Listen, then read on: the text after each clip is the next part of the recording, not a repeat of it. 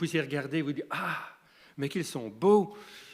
Que ce peuple de Dieu est beau et puis de se retrouver ensemble. Alors, sans plus, on va commencer dans nos chants. Et ce premier chant, c'est un peu un questionnement. On se pose la question de savoir pourquoi. Pourquoi est-ce que Dieu m'aime? Je me la pose parfois pour vous, je me dis pourquoi est-ce que Dieu l'aime lui? Mais pourquoi est-ce qu'il m'aime moi? Je ne sais pourquoi dans sa grâce. Alors chantons ensemble.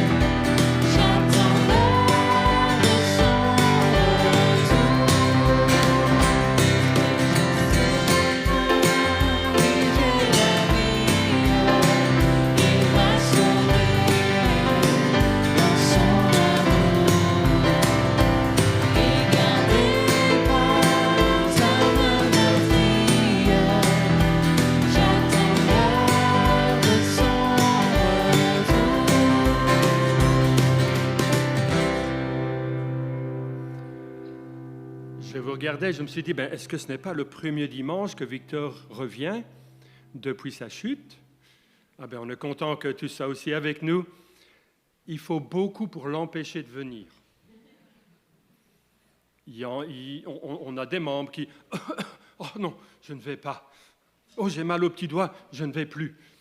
Mais alors Victor, il est là aujourd'hui et on est content. Ça nous fait plaisir à nous aussi que tu puisses être avec nous. Nous faisons partie d'un corps, une église locale, mais aussi une église éternelle, intemporelle, l'église de Jésus-Christ. Et c'est cette église que nous voulons chanter, une seule église.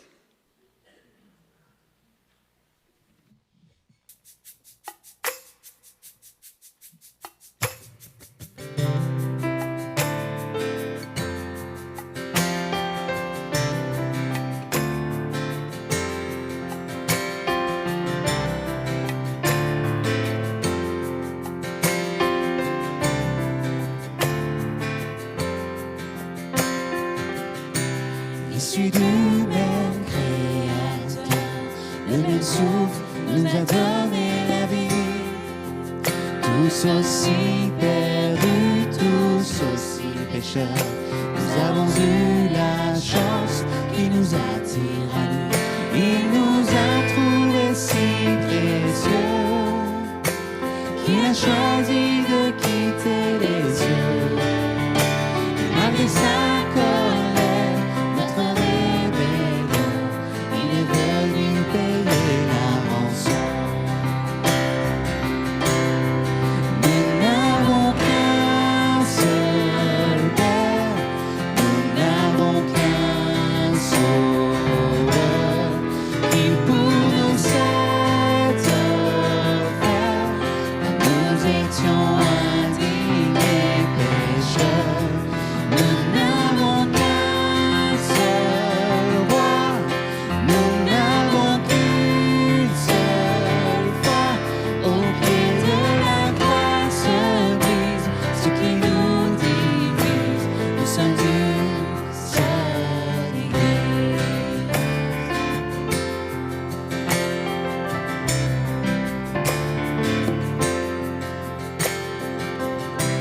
Un nouveau jour se lève pour ceux qui se revêtent de l'esprit, et nous n'aurons qu'un seul rêve, que cette nation connaisse le nom de Jésus. Louons Dieu pour nos différences, abandonnons les médisants, que l'œuvre du diable soit mise en lumière, que le Père fasse tomber les barrières.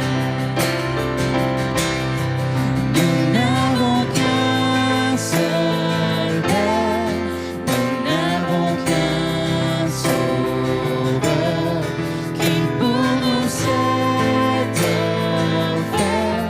Quand nous étions indignes et pécheurs, nous n'avons qu'un seul roi, nous n'avons qu'une seule foi. Au pied de la croix se brise ce qui nous divise. Nous sommes une seule église.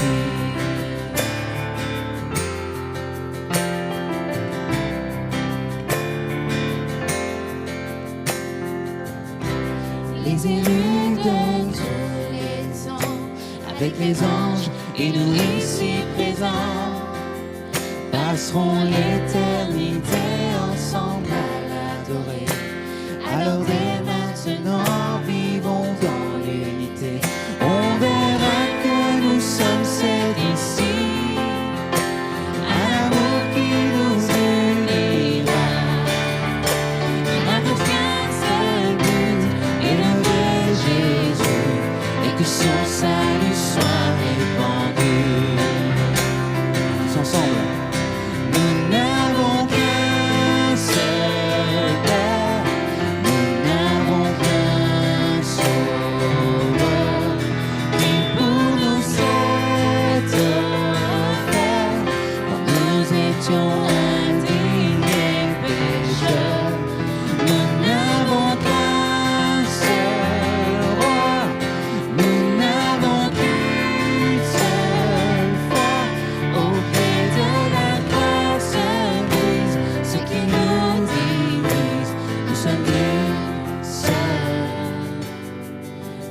seule Église, une seule Église, une seule Église, une seule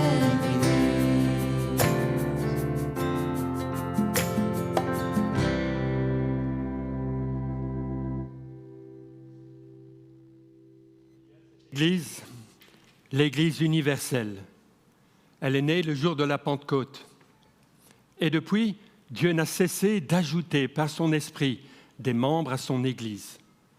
Et puis est regreffé dans ce peuple de Dieu tous les saints qui ont cru depuis la nuit des temps. Et je nous regardais, je me dis, waouh, c'est l'Église, une petite expression de l'Église.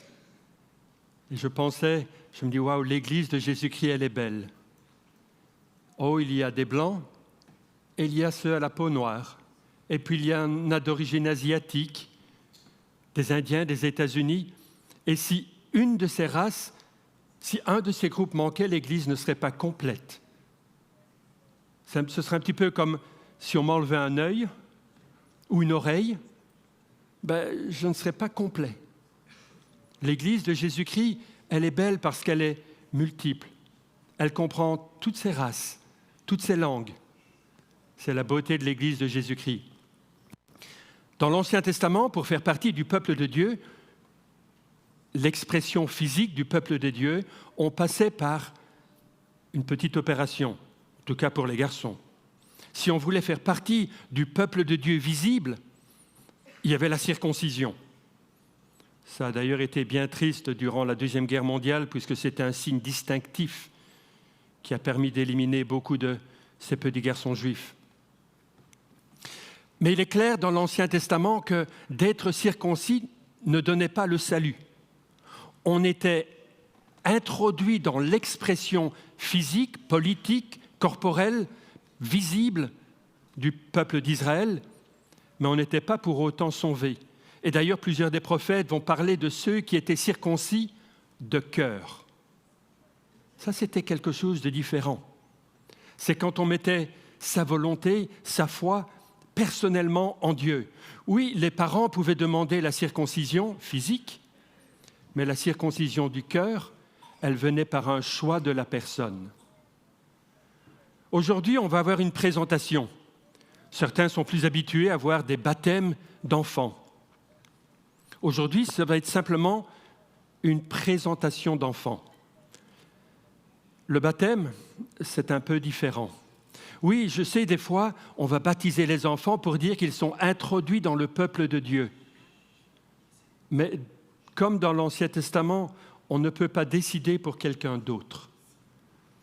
Valentin et Emma n'ont pas le pouvoir de décider pour leurs enfants, au point de vue spirituel. Il faudra que toi, Eliezer, et puis ton petit frère Onésime, vous décidiez de devenir des enfants de Dieu. Choisir Jésus-Christ dans votre vie. Ah oui, Dieu, on le dit parfois, il est un gentleman. Il ne s'impose pas. Si quelqu'un ne veut pas de Dieu dans sa vie, il dit d'accord, je me retire.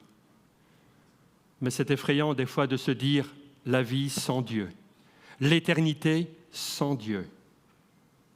Comme c'est effrayant cette simple pensée. Parce que Dieu, c'est tout ce qui est beau, tout ce qui est bon, tout ce qui est magnifique.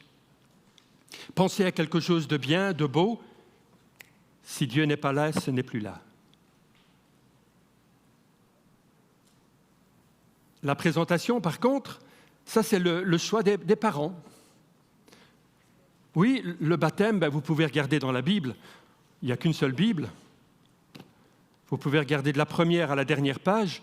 Vous ne verrez à aucun moment un baptême de bébé. Il n'y en a pas dans toute la Bible. Même Jésus-Christ n'a pas été baptisé, il a été présenté par ses parents. Puis plus tard, il va être baptisé par Jean-Baptiste. Mais c'est quoi alors le baptême? Eh bien, ça suit. Quand je me donne à Jésus-Christ, je suis intégré dans cette Église que l'on chantait. Je deviens membre de l'Église de Jésus-Christ par la conversion, le repentir, la nouvelle naissance. Tout à coup, je nais dans cette grande famille. Mais quand je me fais baptiser en tant qu'adulte, et vous pourrez revenir une fois pour voir des baptêmes, c'est tout aussi passionnant. Je suis intégré à l'expression locale de l'Église universelle. Je me souviens, j'étais en train de voyager et j'avais envie d'un certain type de hamburger. J'étais aux États-Unis. Alors j'ai tapé dans mon GPS Wendy's et j'ai suivi les indications. Et à un moment, je suis arrivé devant les bureaux officiels de Wendy's pour l'État. Ils ne servaient pas des hamburgers. Chaque église est un petit peu comme l'officine de l'Église universelle. Nous ne sommes pas l'Église universelle, mais nous en sommes l'expression. Si vous tapez Église universelle dans votre GSM, vous n'arriverez nulle part. Parce qu'il n'y a pas quelque part, en Asie, en Amérique, en Afrique, les bureaux de Dieu. Mais il y a des petites délégations. Vous allez à Nairobi et vous pourrez aller visiter, même dans Kibera, cet endroit très difficile à vivre. Vous pouvez aller à Brooklyn et vous trouverez une église. Vous pouvez aller à Sao Paulo et vous trouverez une église. À Caracas aussi. Et ah oui, nous sommes une expression de l'église. On n'est pas l'église, on est une expression. Et on veut simplement vivre ensemble. Quand on est baptisé, on affirme devant Dieu qu'on lui appartient et on s'intègre à une communauté locale avec laquelle on va militer pour le Seigneur. Mais aujourd'hui, ce n'est pas question de baptême, c'est question de présentation. Ah! Et qu'est-ce que ça va faire pour Onésime? Il va être encore plus beau après, si c'est possible. Non, c'est le désir de ses parents de premièrement dire « Merci pour ce cadeau extraordinaire que tu nous as fait ». Parce que chaque enfant, c'est un miracle de vie. C'est une création unique. Il n'y en a pas deux comme Onésime. On dit merci pour ce cadeau qu'on le reçoit. Et deuxièmement, on dit « Seigneur, ça fait déjà quelques années qu'on travaille avec Eliezer et ce n'est pas toujours facile d'être parent. Alors oui, on a besoin de ton aide. » Et puis après, je pense qu'il y aura l'école primaire, l'école secondaire, l'adolescence et... Petit secret, être parent, ça ne s'arrête pas même quand ils quittent la maison. On a encore besoin de l'aide de Dieu, étant parents et puis grands-parents. Et donc c'est un moment où on dit ensemble, Seigneur, merci pour ce cadeau, aide-nous. Et aide-nous spécialement à conduire cet enfant auprès de toi pour qu'il te connaisse et qu'il soit ancré en toi. Alors je vais vous demander de venir. Et ensemble, nous allons prier, remerciant Dieu pour Onésime et demandant toute son aide pour les parents et le grand frère, parce qu'être grand frère, c'est aussi un travail. Tu es prêt à faire ce travail? Il va essayer.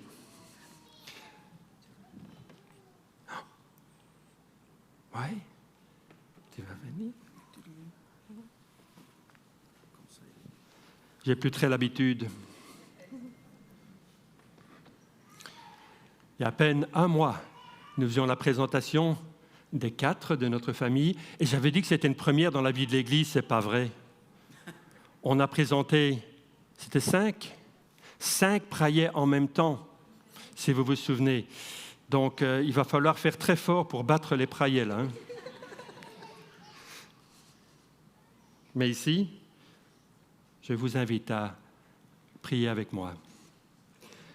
Seigneur notre Dieu, nous te remercions pour ce cadeau que tu as fait à Emma et Valentin. Merci pour Onésime, miracle de ta création. Et tu l'aimes déjà de cet amour éternel que tu déverses sur chacun d'entre nous. Nous te le remettons, te demandant de le garder dans sa croissance physique, mais aussi sa croissance psychologique, morale, spirituelle. Et nous plaidons avec toi que très tôt dans sa vie, il puisse te reconnaître comme son Sauveur et son Seigneur et marcher après toi. Donne toute sagesse à ses parents pour le préserver des dangers, pour le conduire sur le chemin de la foi vers toi. Seigneur, accompagne-le, nous t'en prions, dans le nom de Jésus-Christ. Amen. Tu t'exprimes aussi, hein? Comme à chaque fois, j'ai le plaisir de vous fournir cette petite carte qui rappelle qu'aujourd'hui, Onésime Droumas a été présenté au Seigneur. Cette petite carte reprend certaines des promesses qui sont là, et puis certains des devoirs des parents. Qu'est-ce que les parents doivent faire pour les enfants? Mais principalement, leur pointer le doigt vers le Seigneur, guider ses enfants selon l'enseignement de la parole. Et quand on est fidèle envers Dieu, il est fidèle envers nous. Et les textes de l'Écriture disent que vous pouvez bénir jusqu'à la 1000e génération. Ça fait loin, ça. Hein? Et tout paisible. Hein? Je crois que je vais le garder un petit peu. Ça va?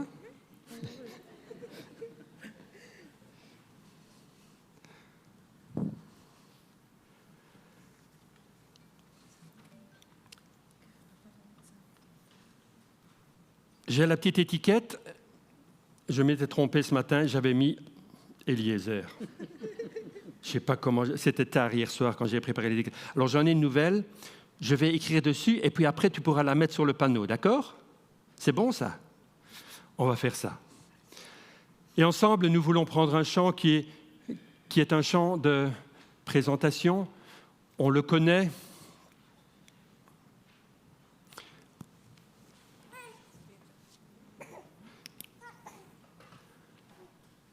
Et alors que nous le chantons, pensons à Onésime, à Eliezer, ça fait déjà quelques années, mais ce n'est pas si loin que ça, où on t'a présenté aussi et demandé au Seigneur de te bénir. Et jusqu'à présent, il a été fidèle. Alors ensemble, chantons.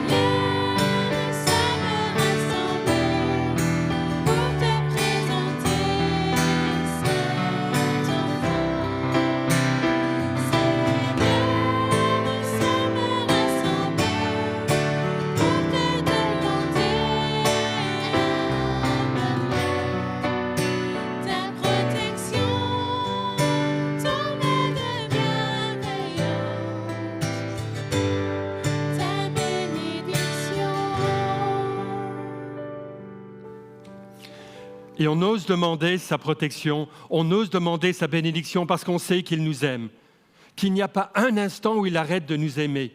L'amour de Dieu, quelle confiance on peut avoir en lui.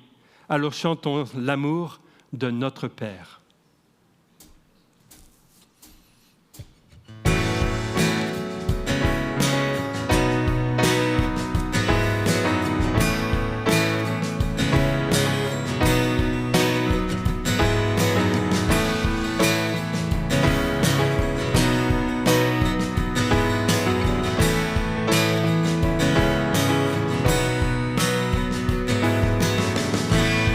J'étais orphelin, seul abandonné, perdu son chemin.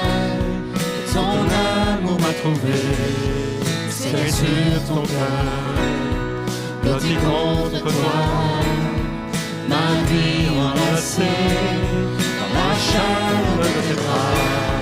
Et guérit, restaure, rend vivant les morts, mon plus grand trésor, c'est l'amour de notre Père. Au feu qui dévore, remplis-moi encore, esprit avec corps, de l'amour de notre Père.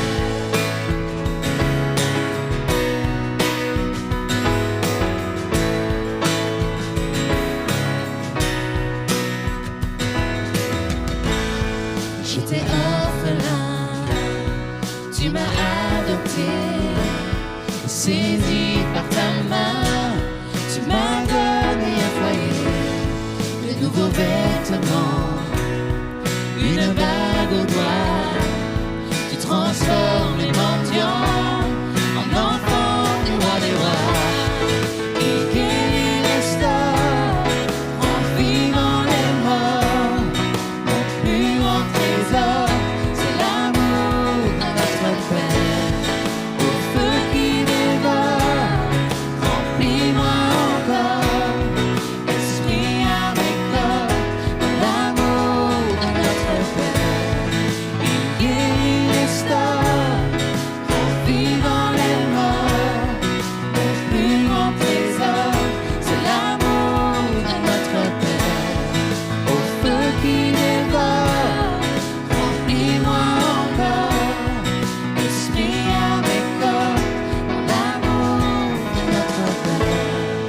Ouragan de tendresse, océan de sagesse, joie jusqu'à l'ivresse, c'est l'amour de notre Père.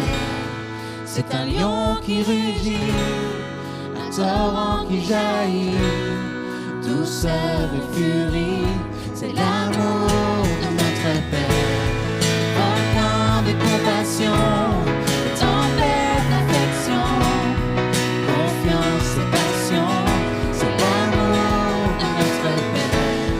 Le Fils venu sur terre, sa mort les bras ouverts, splendeur et mystère, c'est l'amour de notre Père. C'est l'amour de notre Père.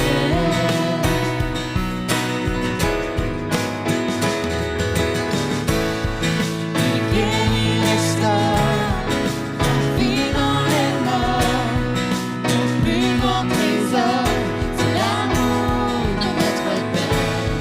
Au feu qui dévore, remplis-moi encore, esprit avec corps, dans l'amour de notre Père. Il guérit, restaure, rend vivant les morts, mon plus grand trésor, c'est l'amour de notre Père. Au feu qui dévore, remplis-moi encore, esprit avec corps, dans l'amour de notre Père.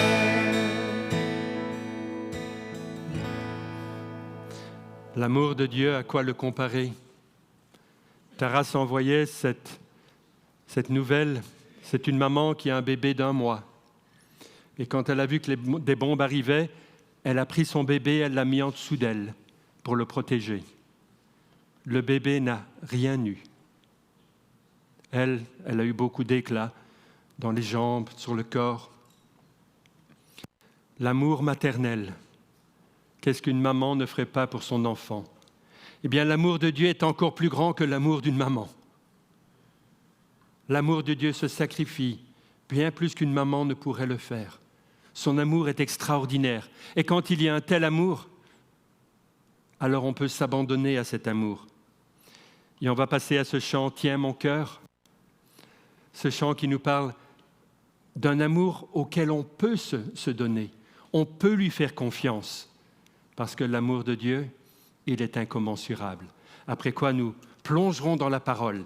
Et c'est notre pasteur assistant Timothée qui nous conduira.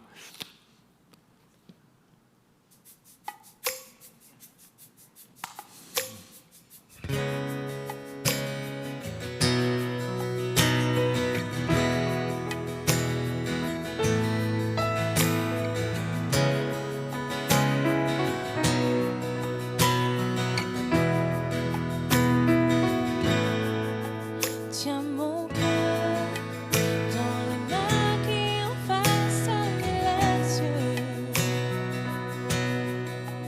Conduis-moi par ta grâce déversée à la croix.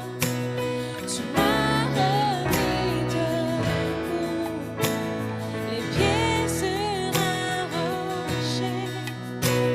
Tu m'appelles par ton nom. Blanc mon cœur à nouveau, libéré, et mon cœur sait que c'est pour ta gloire. Je me lève avec plus d'une raison de chanter. Tu m'as remis debout, les pieds sur un rocher. Tu m'appelles par ton nom. En blanc mon cœur à nouveau. Me voici, les bras grands ouverts, j'ai besoin de toi. Tiens mon cœur à tout jamais, oh mon attends. Quand j'étais brisé, par amour tu t'es donné. Le péché n'a plus d'emprise, car ta grâce me libère. Et cette grâce a dépouillé le tombeau, toute ma honte demeure impuissante en ton nom. Portant les meurtrissures, tu n'as rien retenu. Ta victoire sur l'erreur me donne la vie à jamais. Me voici, les bras grands ouverts, j'ai besoin de toi. Tiens mon cœur à tout jamais, oh mon attends. Quand j'étais brisé, par amour tu t'es donné. Le péché n'a plus d'emprise, ta grâce me libère. Guéri et pardonné, toutes mes chaînes sont tombées. La mort n'a plus d'emprise, car ta grâce me la pierre. Et ta grâce me libère. Ta grâce me libère. Ta grâce me libère.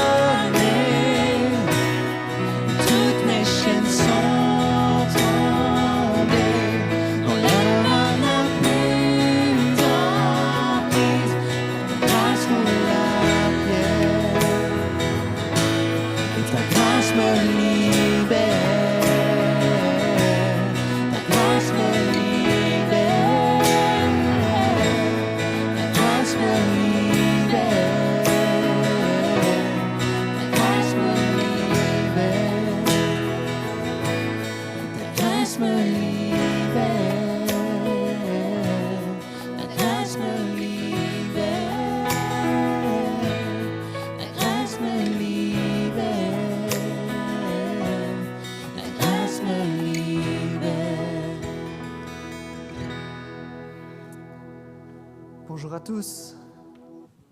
Vérifie que le micro est bien allumé et c'est bien le cas. C'est une chose que je vais vous raconter qu'il ne faut surtout pas raconter à ma femme. D'accord? Donc, si vous la voyez, ne lui dites surtout pas. Quand je vais dans la salle des machines pour mettre la lessive en route, il y a quelques temps, je suis arrivé et il y avait une odeur un peu spéciale. Je me dis, tiens, c'est étrange. Une odeur d'urine, assez caractéristique. Je me dis, bon, c'est bizarre. Puis je regarde un petit peu plus loin et je vois que dans les sacs de terreau, il y a des morsures. Tiens, ça vous fait déjà penser à quelque chose, non? Et puis, si on regarde un petit peu plus loin, on voit peut-être quelques crottes. Donc là, ma femme me dira que plus jamais elle n'ira dans la salle des machines, c'est certain. Mais l'action des souris ou des rats, je ne sais pas, je ne les ai jamais vus, montre qu'ils sont là, témoignent de leur identité. Ce qu'ils font simplement, montre ce qu'ils sont. Et ça va être la même chose pour le texte qui va nous occuper aujourd'hui. Les actions de cette personne vont témoigner de qui il est. Et c'est souvent vrai dans beaucoup de choses. Même pour nous, en tant que chrétiens, nos actions témoignent de qui nous sommes. Et ici, ça va être encore plus vrai. Avant d'aller plus loin dans le texte, on va s'arrêter simplement sur l'auteur de la prophétie qui nous occupe aujourd'hui. La prophétie qu'on est en train d'examiner ensemble, c'est la prophétie de Joël. Un beau prophète qui nous a réservé énormément de surprises, un petit prophète que j'espère vous vous délectez durant l'étude de ce texte. Il s'appelle Joël. Joël, on sait que c'est le fils de Pétuel, et c'est à peu près tout ce qu'on sait de lui. On sait aussi que c'est un prophète.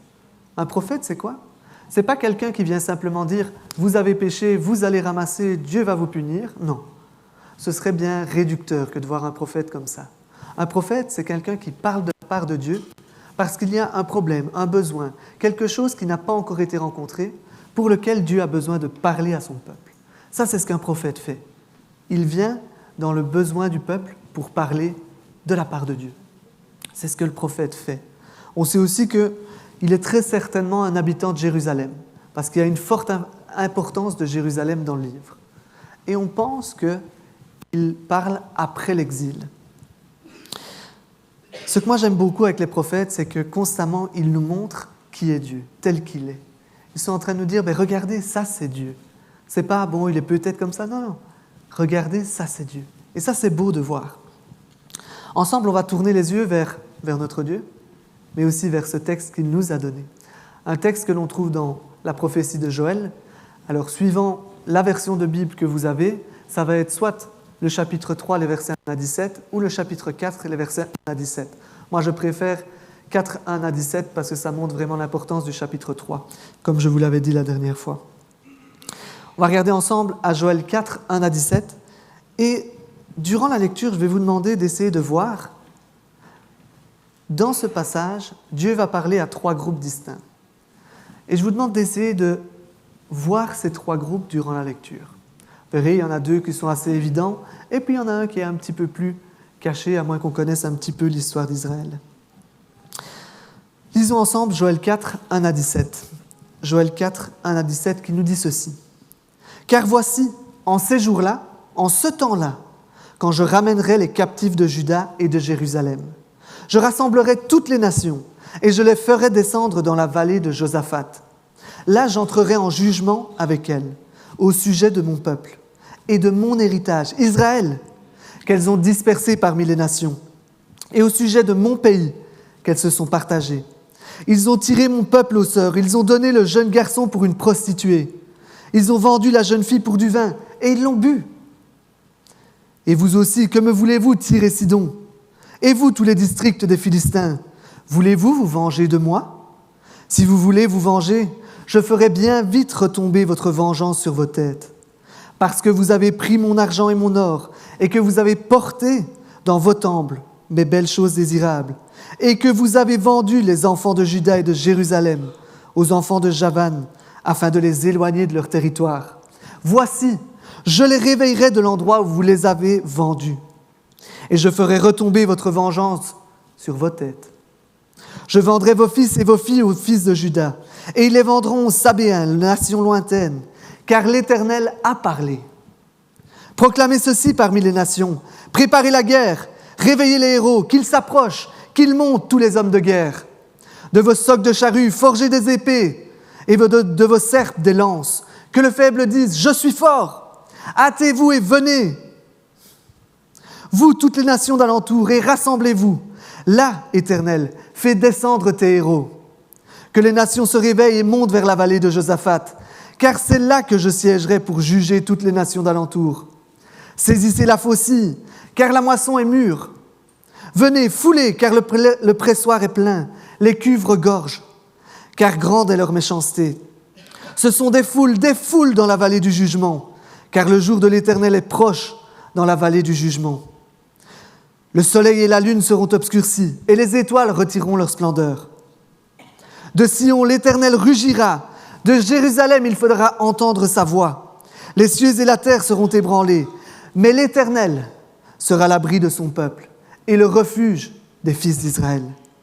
Et vous saurez que je suis l'Éternel, votre Dieu, qui demeure en Sion, ma sainte montagne, et Jérusalem sera sainte, et les étrangers n'y passeront plus.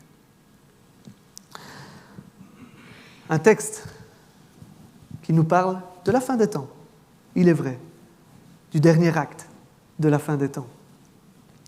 Un texte un peu obscur, on pourrait dire, et pourtant assez clair. Si on regarde bien dans le passage, on voit que tout cela, pour chacun des groupes, a un seul but.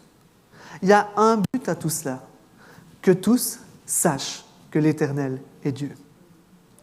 C'est le but de tout ce qui vient d'être décrit, que tous sachent que l'Éternel est Dieu. Et il va parler à 3 groupes, et il va les amener à cette même conclusion. Il va d'abord parler aux nations. Nations, sachez que l'Éternel est Dieu. Ennemis, sachez que l'Éternel est Dieu. Fidèles, sachez que l'Éternel est Dieu. Ça, c'est ce qu'ensemble, on va pouvoir regarder dans ce texte. Par les premiers versets, le prophète va placer le contexte. Il va nous dire, à peu près en tout cas, à quel moment cela prendra place. Il nous dit que c'est dans ces jours-là. Une expression qui parle toujours de la fin des temps. Dans les temps de la fin. Et il y aura un double mouvement dans ces temps-là. Le premier des mouvements, c'est que les Israélites, en tout cas les fidèles, retourneront en Israël. Ça, c'est une chose qui doit arriver pour que ce temps de la fin arrive. Il nous dit d'abord cela, les Israélites vont rentrer au pays, et puis seulement le deuxième mouvement s'amorce. Les nations viennent et se rassemblent. Je trouve ça beau de voir une chose. Pour enclencher cette partie, il faut que les Israélites rentrent au pays. Et quand on regarde le texte, il nous est dit que c'est Dieu qui les ramène. Ce n'est pas une bonne idée, un bon asile politique. Non, non, non. C'est Dieu qui ramène son peuple. On voit là encore que Dieu est à la manœuvre. Il est souverain. Oh, il l'a montré combien de fois dans ce livre. Il peut prendre des choses vraiment insignifiantes, telles des sauterelles, pour montrer toute sa souveraineté, le fait qu'il est maître de l'univers. Et là, il nous montre encore que c'est lui qui va ramener le peuple. Personne d'autre, c'est lui qui est souverain. Il désire que les nations aussi puissent le savoir, qu'elle n'ait d'autre choix que de reconnaître que l'Éternel est Dieu. Et un jour viendra où tous devront reconnaître que l'Éternel est Dieu. Nations, sachez que l'Éternel est Dieu. Et ça, on va le découvrir dans les versets 2 à 3 et 9 à 15. On voit ça dans ces versets-là, où clairement il s'adresse aux nations dans leur ensemble. Dans les versets 2 à 3, on découvre que Dieu va rassembler les nations dans une vallée, dans la vallée de Josaphat. Tiens, Josaphat. C'est vrai que c'est un roi en Israël, ça a été un roi en Israël. C'est vrai qu'il y a eu une histoire bien spécifique avec Josaphat, où beaucoup de nations se sont assemblées contre Juda, ont voulu leur faire la guerre, et Dieu leur a dit, ne craignez pas, je vais vous délivrer. Ils sont arrivés au champ de bataille, et les nations s'étaient entretuées. Eux, ils n'ont eu qu'une chose à faire, piller les cadavres. Ça nous parle un petit peu de cela. mais ça nous parle aussi d'autre chose, la vallée de Josaphat. Il n'y a pas de vallée de Josaphat si on regarde même dans la Bible. La vallée où ce que je vous ai raconté est arrivé, elle s'appelle la vallée de la bénédiction. Ce n'est pas la même chose. Quand on regarde Josaphat, il est utilisé pour une chose bien précise, pour ce qu'il signifie, Josaphat. Si on prend les noms, beaucoup de noms veulent dire quelque chose. Timothée signifie l'homme qui honore Dieu. Yaël, ça signifie Yahweh est mon Dieu. Ça veut dire quelque chose. Josaphat, ça veut dire l'Éternel juge. Ils vont être assemblés dans la vallée où l'Éternel juge. Et si on regarde le verset suivant, le début du verset 3, il nous est dit que les nations sont assemblées pourquoi ? Pour être jugées. Elles sont assemblées pour être jugées dans cette vallée. On voit encore une fois ici combien Dieu est souverain sur sa création. Ce n'est pas les nations qui ont la bonne idée de se rassembler. Ce n'est pas elles. Il est dit que c'est Dieu qui les fait monter. C'est Dieu qui les rassemble. Encore une fois, Dieu nous montre à quel point il est souverain là. Ce n'est pas elles qui ont ce désir-là, c'est Dieu qui le suscite. C'est Dieu qui les rassemble. Seulement ceux qui connaissent Dieu sont sujets à... Non. Dieu est souverain sur toute sa création. Pas seulement ceux qui lui appartiennent. Toute sa création, dans son ensemble. Rien n'échappe au contrôle de Dieu. Rien. Pour nous, c'est reposant et apaisant de savoir cela. Rien n'échappe au contrôle de Dieu. Rien. Ou la plus grande guerre de tous les temps, c'est ce dont il est question. Les nations s'avancent contre Israël. Même ça n'échappe pas au contrôle de Dieu. C'est Dieu qui suscite toute cette histoire. Chacune des choses dans notre vie n'échappe pas au contrôle de Dieu. À aucun moment. C'est rassurant de le savoir. Peut-être que vous êtes en train de vous demander, qu'est-ce qui est en train de se passer ? Est-ce que Dieu a lâché la bride ? Non, Dieu reste au contrôle. On pourrait se demander cela, pourquoi la guerre en Ukraine ? Dieu reste au contrôle. Est-ce que c'est hors du plan de Dieu ? Non, Dieu reste au contrôle. Tout ça est dans les mains de Dieu. Et pour nous, fidèles, ça doit être reposant de savoir que quoi qu'il arrive, peu importe la galère qui vient devant nous, Dieu reste au contrôle. Il nous est dit que Dieu va juger les nations. Il nous est aussi dit sur quelle base il va les juger. Vous êtes chez vous, vous venez de rentrer du travail. L'ambiance est un peu tendue. Vous remarquez que votre épouse, votre époux n'est pas au top et vous, pas non plus. Vous commencez à discuter, votre épouse vous dit « Tiens, comment a été ta journée ?» Et en tant que bon mari, vous dites « Super, ça a été génial. » Et là, votre femme commence à vous dire « Mais tu parles jamais, c'est toujours pareil avec toi. D'ailleurs, la semaine passée, c'était la même chose. » Et tac, et tac, et tac, et tac. Vous vous faites juger sur la base de quelque chose qui n'a complètement aucun rapport avec l'événement qu'il a provoqué. Absolument aucun. C'est la folie. Mais ici, il nous est dit que Dieu va juger les nations et sur une base spécifique. Il va les juger par rapport à qui ? À Israël. Il va les juger par rapport à son peuple, par rapport à son héritage qui est Israël, que eux, ces nations, ont dispersé, qu'ils ont vendu en esclavage, qu'ils ont traité pour rien. Ils ont pris, si on regarde vraiment les termes, il nous est dit qu'ils ont pris le garçonnet, le petit enfant, et qu'ils l'ont vendu pour une prostituée. Pas pour obtenir une prostituée, mais pour avoir une passe auprès de la prostituée. Ils ont pris la jeune fillette, le petit bébé, et ils l'ont vendu pour quelques litres de vin. Ils n'ont fait aucun cas de la vie humaine que Dieu a créée. Ils n'ont fait aucun cas. Ils ne sont même pas humains pour eux. Ils sont échangeables pour rien. Voilà les crimes sur la base desquels Dieu va juger ces nations, qui ne le connaissent pas, qui ne lui appartiennent pas. Il ne nous est pas dit que Dieu va les juger sur leur connaissance de la loi. Non. Il nous est dit que Dieu va les juger sur ces bases-là, sur les bases de, en réalité, la révélation naturelle. Tout le monde sait que la vie humaine, telle que créée par Dieu, a de la valeur. Tout le monde le sait. C'est inscrit en nous. C'est Dieu qui l'a voulu ainsi. Et c'est sur cette base-là qu'ils vont être jugés. Ils vont être jugés sur la base de ces crimes énormes qu'ils ont faits. Pas sur le fait qu'ils ont, par exemple, si on regarde dans d'autres textes, si vous regardez par exemple Amos, on voit bien cette différence de jugement dans Amos. Si vous regardez, quand il est en train de juger Israël, il parle par exemple d'une balance tronquée, du fait que les marchands vont utiliser des poids qui sont faussés. C'est sur ces bases-là qu'il va juger Israël, ceux qui le connaissent, ceux qui connaissent sa loi. Alors que les nations, c'est sur des crimes énormes qu'il va les juger, sur des choses vraiment énormes. Et ici, c'est ce qu'il nous dit. Ils n'ont pas manifesté d'intérêt pour la vie humaine. Ils les ont traités comme du rien. Voilà sur quelle base ils vont être jugés. Encore ici, on voit une autre facette de Dieu. Une belle facette de Dieu. Le fait que notre Dieu est un Dieu juste. Il n'est pas en train de les juger sur n'importe quoi. Il n'est pas en train de les juger sur quelque chose qu'ils ne connaissent pas.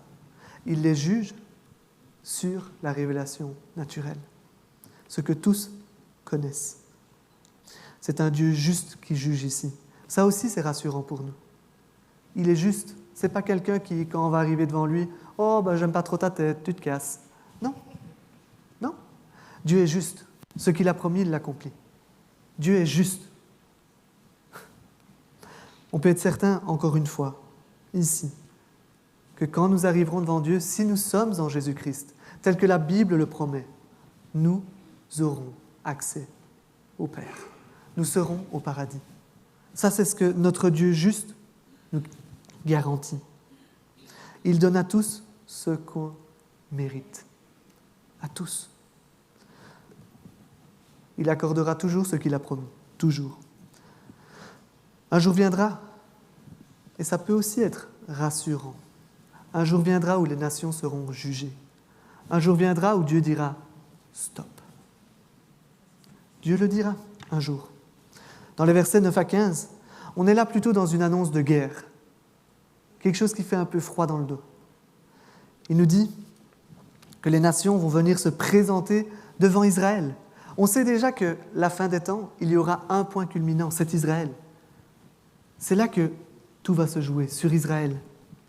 Ils vont se présenter devant Israël pour faire la guerre. On peut lire les expressions. On peut lire cette expression, une expression que peut-être vous vous dites, mais tiens, je ne savais pas qu'elle était dans la Bible. On a l'habitude d'entendre son contraire. Mais ici, il est dit, de vos socs, forgez des épées. De vos serpes, forgez des lances.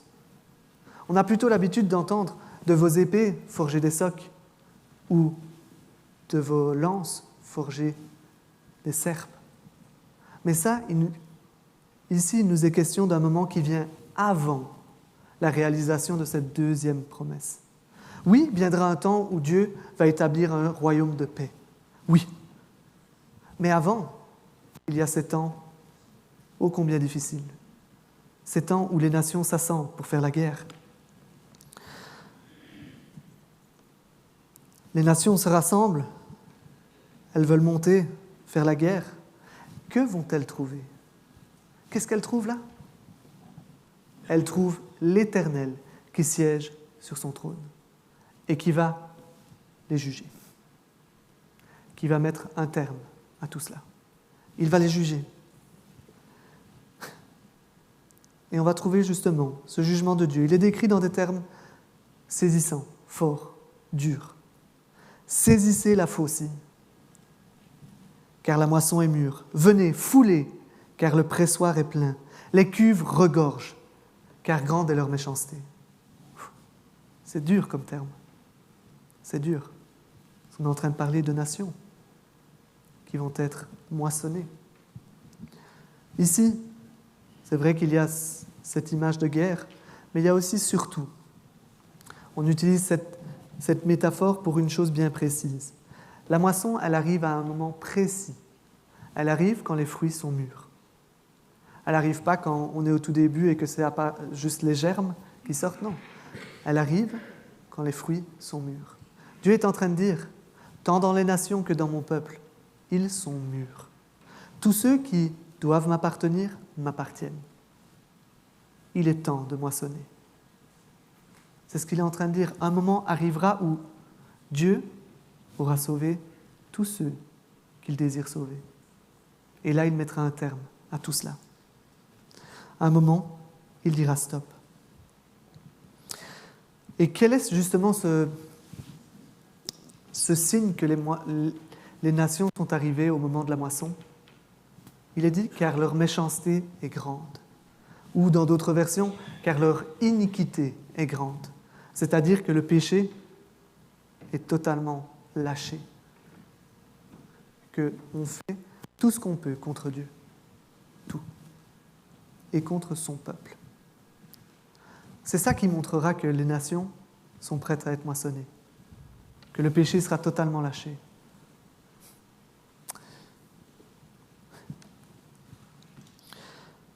Mais un jour, Dieu dira stop. Et il a le pouvoir de le faire. Parce qu'il est tout-puissant. Vous savez, ce n'est pas pour rien que ça arrive maintenant dans le livre de Joël. Il nous a montré à quel point il était tout-puissant. À quel point, en un claquement de doigts, il peut faire ce qu'il désire. Il a voulu ramener le peuple d'Israël à lui. Il a envoyé des sauterelles. Quand ils sont revenus à lui, en un claquement de doigts, Dieu les a fait disparaître. Il nous montre à quel point il est tout-puissant. Et il nous montre ici, mais je suis capable de faire ce que je viens de dire. Oui, un jour, les nations seront jugées, parce que je suis tout-puissant et que j'ai la main sur toute chose. Rien ne lui échappe. À ce moment-là, les nations n'auront d'autre choix que de reconnaître que l'Éternel est Dieu. Ça ne veut pas dire qu'elles lui appartiendront. Ça ne veut pas dire que tout le monde va se convertir. Non. Ici, elles plieront tous le genou devant Dieu en disant qu'il est souverain. Mais le choix aura été fait pour chacun. Toutes les nations plieront le genou. Mais ce n'est pas tout. Ici, Dieu nous apporte, pour nous en tout cas qui regardons cet épisode avec un peu plus de recul que ceux qui l'ont reçu, il nous apporte une deuxième confirmation. Il nous dit, même les ennemis reconnaîtront que l'Éternel est Dieu. Même eux. Ça, on le découvre dans les versets 4 à 8. Il nous est question de plusieurs nations. Des nations bien spécifiques qui sont connues pour être les ennemis habituels d'Israël. On parle de Sidon, on parle de Tyr, on parle des Philistins. On aurait pu ajouter Édom. Mais ce sont habituellement les ennemis d'Israël. Ce sont ceux qui, tant qu'ils le peuvent, vont se réjouir du malheur d'Israël. Tant qu'ils le peuvent, vont chercher de les piller. Tant qu'ils le peuvent, ils veulent toujours être les ennemis d'Israël. Il parle de ces villes-là, Tyr, Sidon, les Philistins. Il y a quelque chose ici de magnifique, j'espère que vous avez pu le voir. Dans le verset 4, l'Éternel va dire quelque chose. Il dit, voilà, Tyr, Sidon, les districts des Philistins, mais qu'est-ce que vous me voulez? Et puis il va dire, voulez-vous vous venger de moi? Tiens, pourtant ce sont les ennemis du peuple d'Israël. Donc il voudrait se venger du peuple d'Israël. Mais Dieu ici, il est en train de dire, vous voulez vous venger de moi? Vous voulez vous venger du peuple d'Israël? Ça revient à vouloir se venger de moi. Dieu s'identifie avec son peuple. Oh, ce n'est pas la seule fois où il le fait. Quand sur le chemin de Damas, Paul est arrêté par Jésus-Christ, qu'est-ce que Jésus lui dit? Il lui dit, pourquoi persécutes-tu mon Église? Pourquoi persécutes-tu les frères? Non. Il dit, pourquoi me persécutes-tu? Dieu s'identifie avec son peuple. Et ça, pour nous, c'est d'un grand réconfort. De savoir que dans chacune des galères qu'on peut être, Dieu s'identifie avec nous. Quand on est persécuté pour notre foi, Dieu est là, encore plus présent, encore plus proche. Un Dieu proche, et ça c'est vrai, on l'avait vu dans les versets qui précédaient au chapitre 3, un Dieu qui désirait être au plus proche de nous.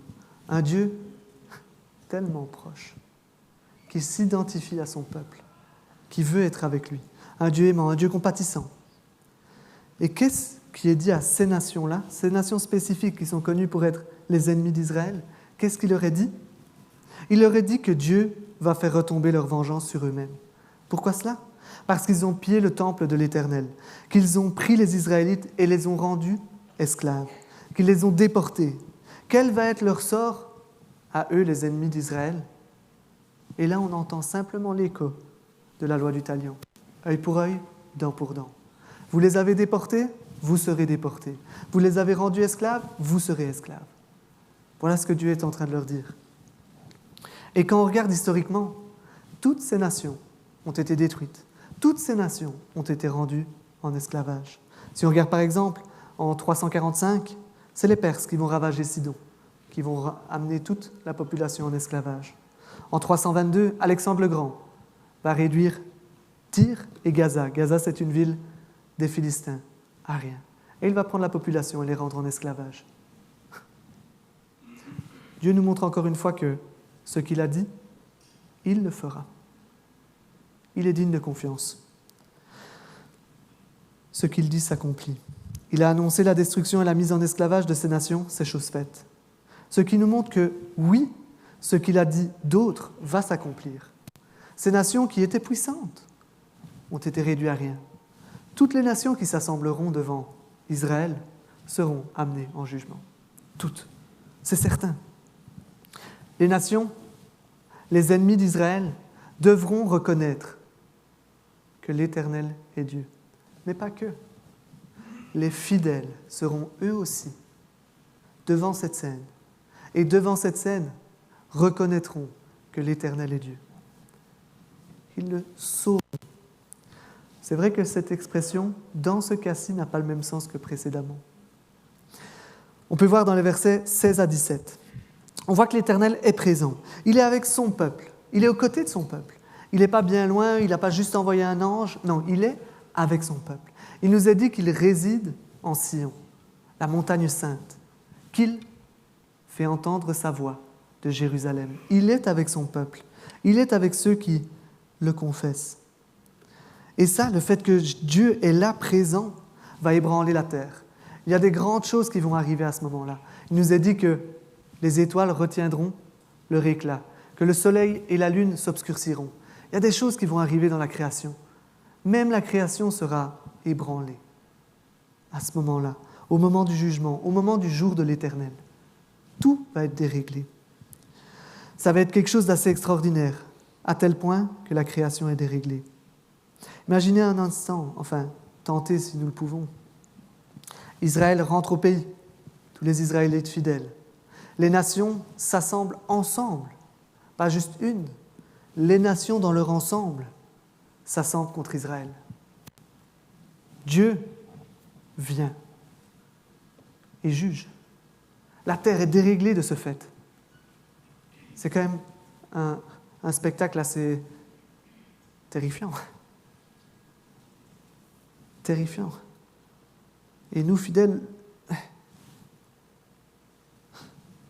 il nous est dit quelque chose de beau dans ces versets, les versets 16 à 17. Il nous est dit ceci. Dieu leur fait des promesses. Il leur dit, l'Éternel sera l'abri d'Israël. Et si vous entendez, les mots ont été choisis avec soin. Il n'est pas un abri parmi tant d'autres. Il est l'abri, le seul. Au jour du jugement, il y aura un seul abri. Celui qui n'est pas trouvé en cet abri sera parmi les nations. Il nous est non seulement dit qu'il sera l'abri, mais le refuge. Le refuge, pas un refuge possible, non, le refuge. L'Éternel sera le seul abri et le seul refuge pour son peuple. Tous ceux qui seront trouvés en lui seront protégés du jugement, parce que la sentence est déjà tombée sur quelqu'un, pour eux. Mais tous les autres, eux seront jugés. Dans Harry Potter à l'école des sorciers, on peut voir un moment où Harry Potter arrive dans une salle et il y a plein de clés volantes. Et il doit trouver une clé spécifique. Il y en a une seule qui ouvrira la porte. Il n'y en a pas deux, il n'y en a pas trois, il y en a une. C'est exactement pareil au jour du jugement. Il n'y a pas 20 000 abris possibles, il n'y a pas 20 000 refuges possibles, il y en a un. Et il vaut le coup d'être dedans. Tout cela devrait pousser tant les fidèles que les nations, que les ennemis, à savoir reconnaître que l'Éternel est Dieu. Cette expression, elle ne signifie pas les mêmes choses pour les nations, pour les ennemis ou pour les fidèles. Reconnaître que l'Éternel est Dieu pour les nations, c'est reconnaître qu'il est le maître de l'univers, qu'il est le Seigneur, qu'ils doivent plier le genou devant lui.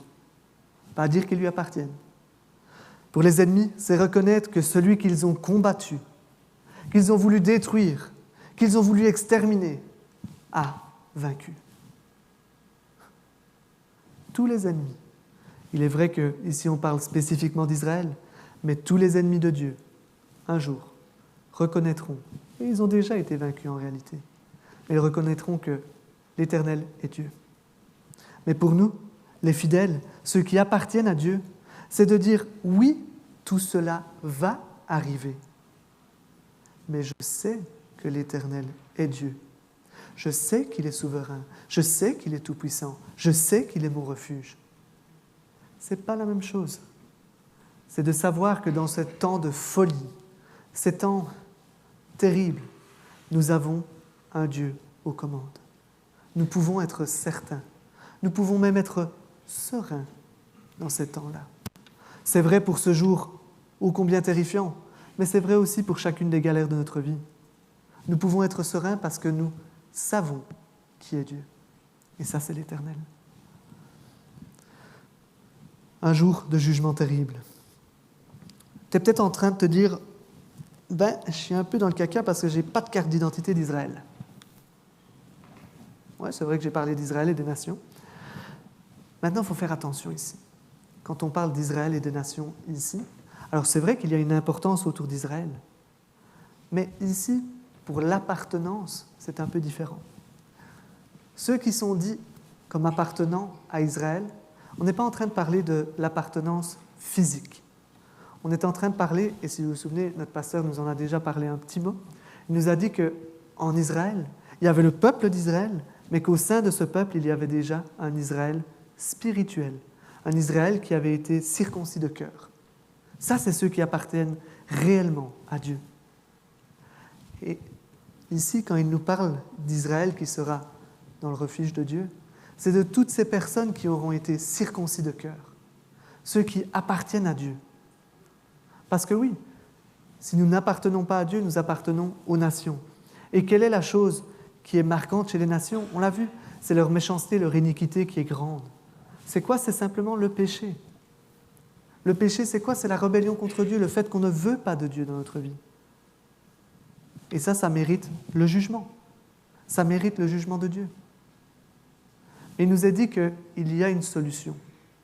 Si on veut pouvoir faire un transfert, passer des nations à Israël, le seul transfert possible, la seule voie de transfert, c'est par Jésus-Christ.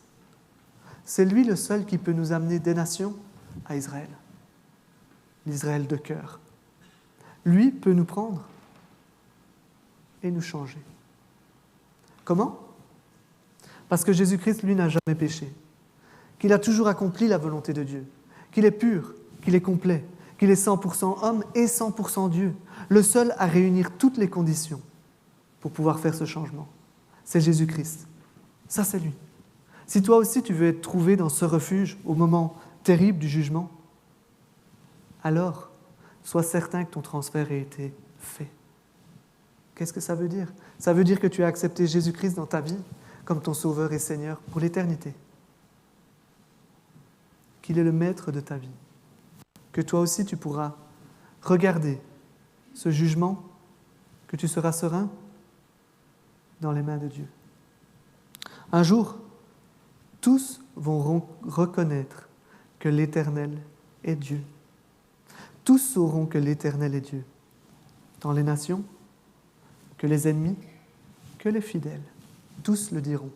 Il est l'Éternel. Amen.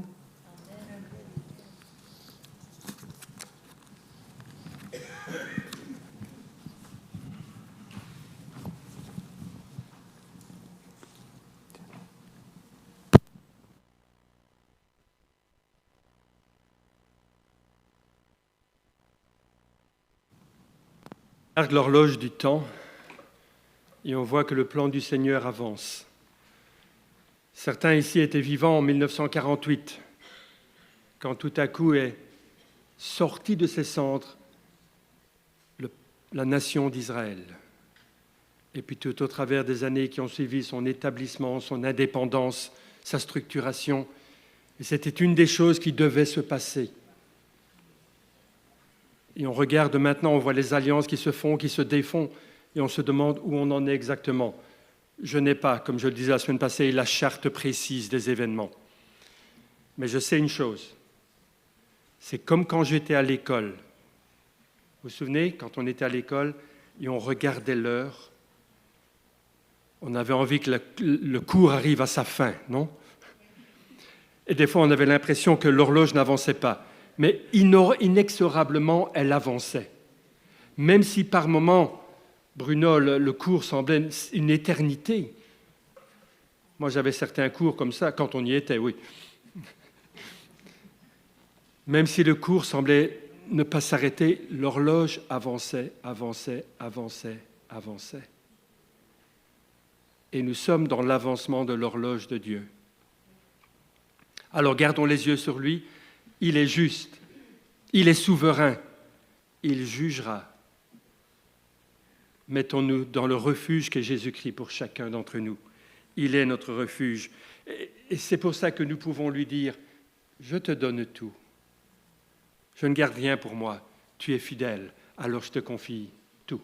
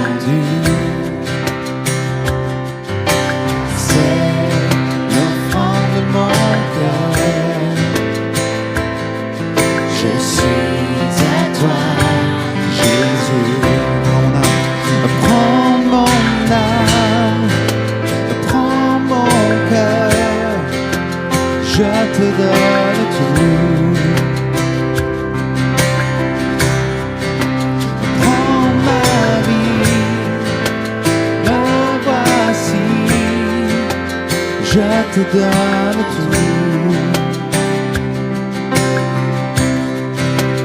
Mon cœur est à toi, tout à toi.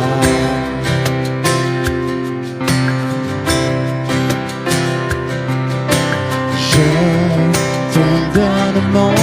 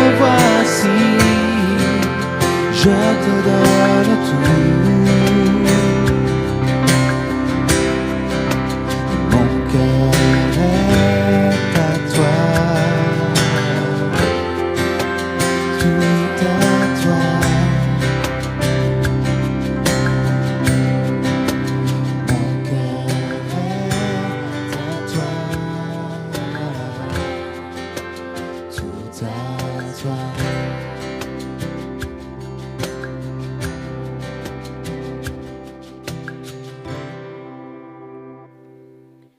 Nous arrivons à la fin de notre culte, un dernier chant pendant lequel nous aurons l'opportunité de donner nos dîmes, nos offrandes, comme certains le font par virement maintenant, c'est devenu une nouvelle habitude après le Covid, mais nous recevons aussi les offrandes. Si vous êtes visiteurs parmi nous, sentez-vous libre de laisser passer la bourse.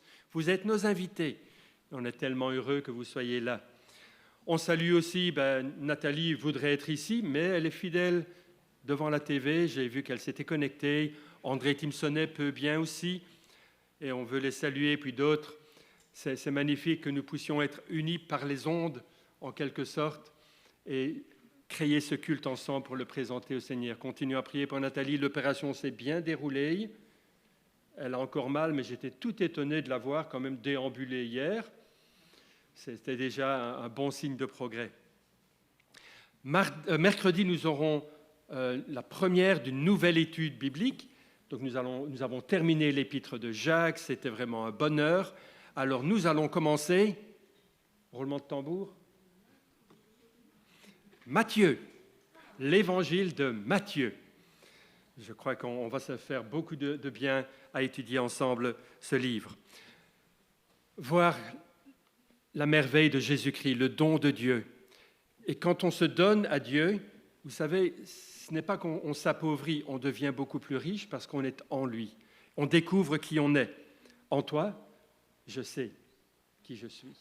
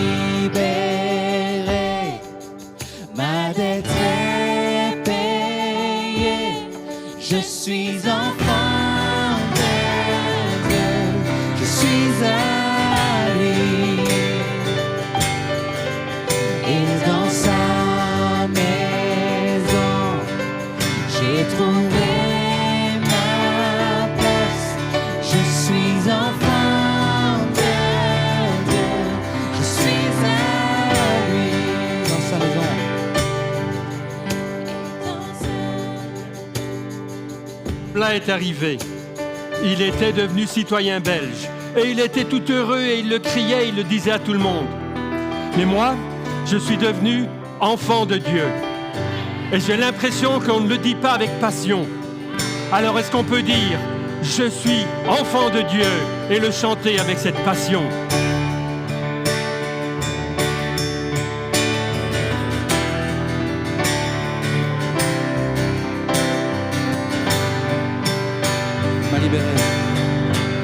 Il m'a libéré, ma dette est payée. Je suis enfant de Dieu, je suis à lui. Et dans sa maison, j'ai trouvé ma place. Je suis enfant.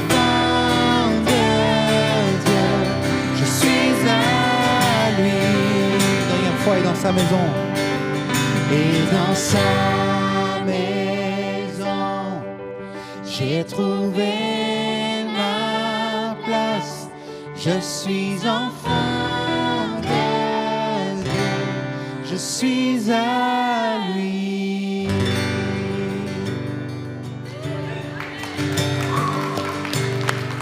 Allez dans sa grâce, enfant de Dieu.